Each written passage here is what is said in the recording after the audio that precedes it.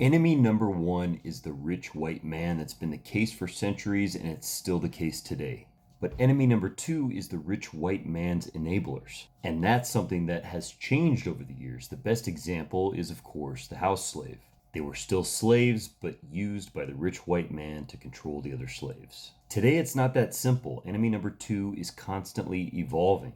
They're getting harder and harder to find and confront. Today, we're seeing the immense damage of enemy number two, which is primarily in the Democratic Party establishment. This is why we lost the only fight we have left.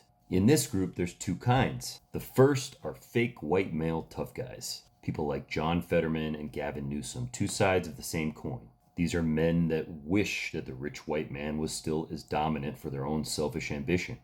And in the end, they'll do whatever they're told. And for the handsome ones, it's very easy to manipulate the white fangirls of the Democratic Party. You can probably add people like Jon Ossoff and Josh Shapiro to this group.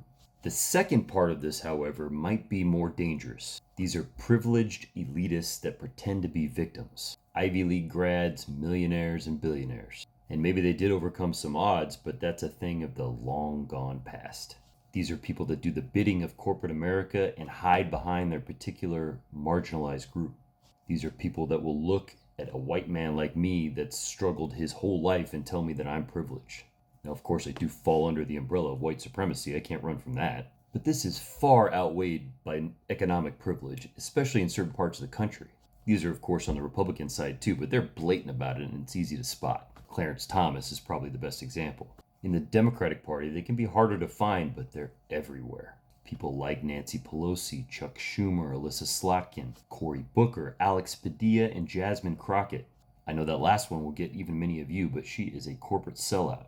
Other than Nancy Pelosi, because she's on her way out, these are the people that you're going to see pushed forward by corporations to trick the base. And some are, of course, better at it than others. This is what I'm talking about when I talk about the elitism of the Democratic Party. It's everywhere. I've seen it personally. Staffers all over DC are like this. Highly educated people with rich parents that pretend to be part of the plight of the marginalized communities that they represent. They're the ones that drove people to Trump. And if you're curious, Joe Biden would be part of that first group, and Kamala Harris would be part of the second. The best thing to do is to stay the hell away from people like this and focus on the few high character fighters that we do have. People like Bernie Sanders, AOC, Brandon Johnson, Graham Plattner, Mamdani, and Ro Khanna. If we're going to get out of this fascist mess, these are the people that are going to take us there. You have got to be more discerning and stop letting these grifters trick you. If you're one of these rah-rah Democrat people because they're better than the other side, I'm done with you. And the country is too. We are in a moment in history that most people just don't seem to be grasping. Every dictator in history has relied on controlled opposition and enablers. Hindenburg famously gave Hitler the chancellorship. That's today's Democratic Party.